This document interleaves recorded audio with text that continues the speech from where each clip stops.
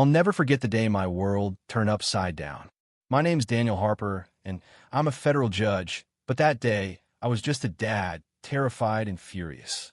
My daughter, Lily, only 12, sat crying in her wheelchair, her thin face streaked with tears. She was born with a condition that means she can't eat like other kids. She needs a feeding tube to serve VYVE.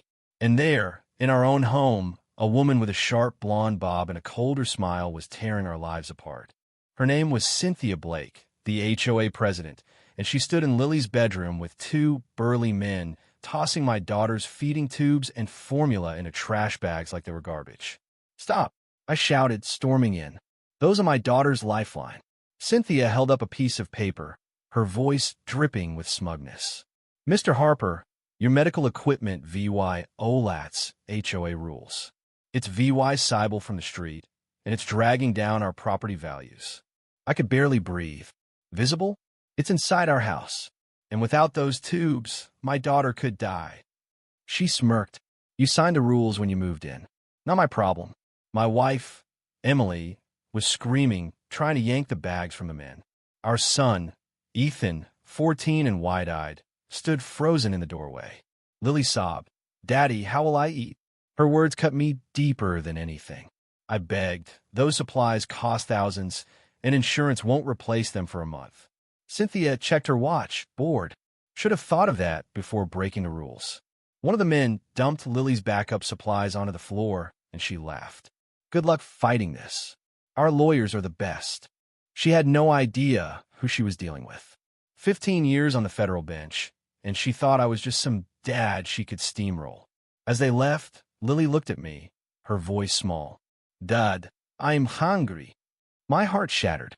Emily was on the phone with Lily's doctor, frantic. I held my daughter close, whispering, "I'll fix this, sweetheart. And Cynthia Blake will regret this." Ethan, pale with shock, asked, "Can they really take her stuff?" I looked at my family, rage boiling inside me. In court, I'm calm, fair. But this was war. We'd moved to Oakwood Estates 6 months ago for its great schools and accessibility-wide doors, single-story homes, perfect for Lily's wheelchair. It was supposed to be our safe haven. But Cynthia had been a thorn in our side from day one. She hated the ramp we built for Lily, complained about the medical van that brought her home from school, even griped about our lawn when we were stuck at the hospital for a week. This wasn't about rules. It was personal. I spent hours on the phone. The hospital could get us emergency supplies, but it'd cost Dula $3,000 out of pocket. The police? Useless. "Sounds like an HOA dispute, sir," the officer said. I wanted to scream. My daughter was at risk. Then my phone buzzed. A text from an unknown number with a photo. Lily's feeding tubes, tossed in a dumpster. The message read, "Violation removed. Neighborhood standards upheld." That was it. I was done playing nice. I drove to the HOA office, Cynthia's shiny car parked in her president-only spot. The receptionist froze when she saw me. "Judge Harper, Mrs. Blake's in a meeting." I leaned in, my voice low, deadly. "Tell her it's about my daughter's medical equipment." Now, something in my eyes made her grab the phone. Moments later, Cynthia strutted out, designer clothes pristine, hair flawless. "Judge Harper," she said coolly, "rules are rules. Medical equipment lowers property values by 15%. It's in Section 7.3. My daughter's feeding tubes were inside our home." I shot back. "You entered without permission." She waved me off. "We had complaints about your delivery trucks. Rules allow us to fix violations after warnings." "Warnings?" I snapped. "Those were petty complaints about trucks. My daughter needs those supplies to live." Her voice turned venomous. "Maybe Oakwood isn't suited for your situation. We have standards." I was speechless, her cruelty stunning. "Where are Lily's supplies?" I demanded. She shrugged. "Thrown out. Biohazards. They were clean, worth thousands." I roared. She glanced at her watch.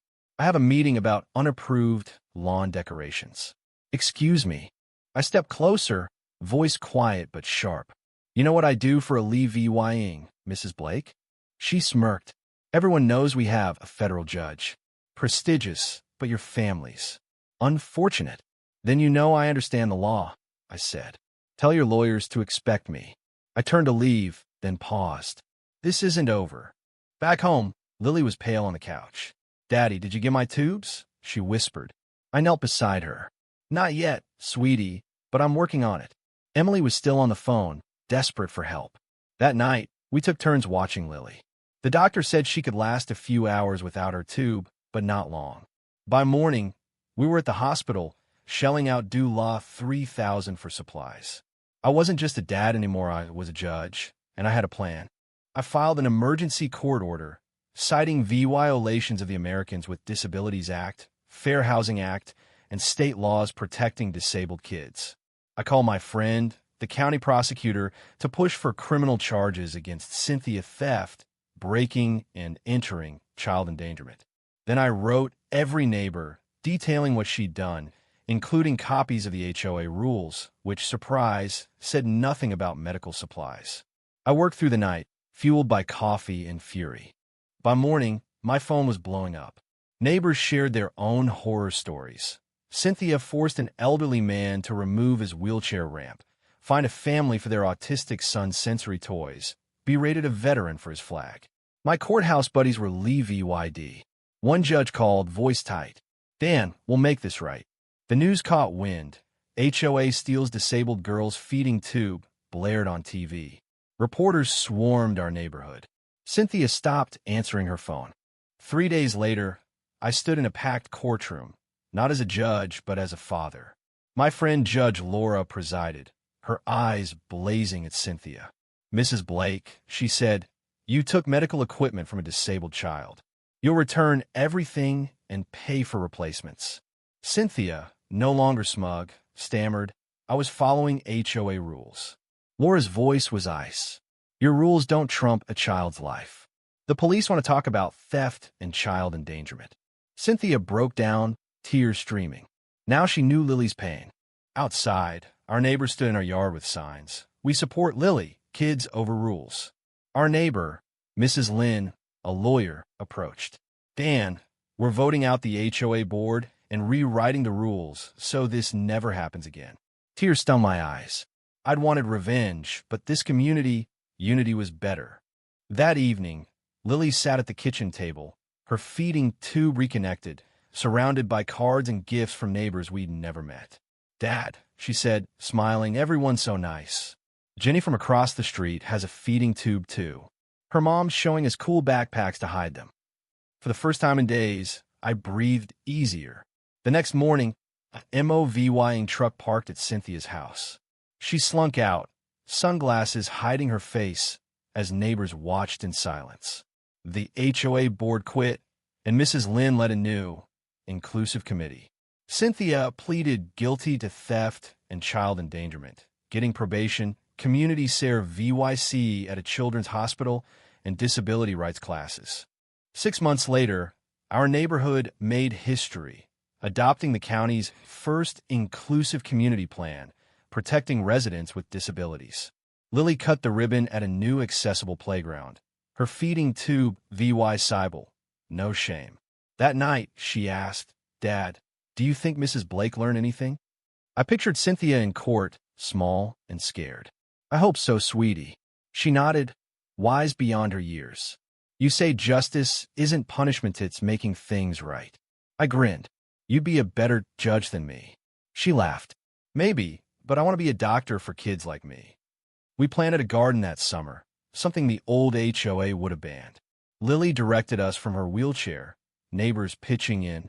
A sign read, growing kindness, understanding, acceptance. On her window, a glass sun catcher shaped like a feeding tube cast rainbows across the lawn, a symbol of pride, not pain. Last I heard, Cynthia was volunteering at a disability camp out of state. Maybe there's hope for her yet. But Lily taught us what justice really means. It's not just courtrooms or lawsuits, a 12-year-old refusing to hide, a community learning to see differently. It's the courage to be vulnerable and the strength to change the world. What do you think? Was Cynthia just enforcing rules, or was she a bully hiding behind them? Should HOAs have this much power over families? Could Lily's story have ended differently without a judge for a dad? Drop your thoughts below. Hit that like button and subscribe for more stories that'll make you think twice.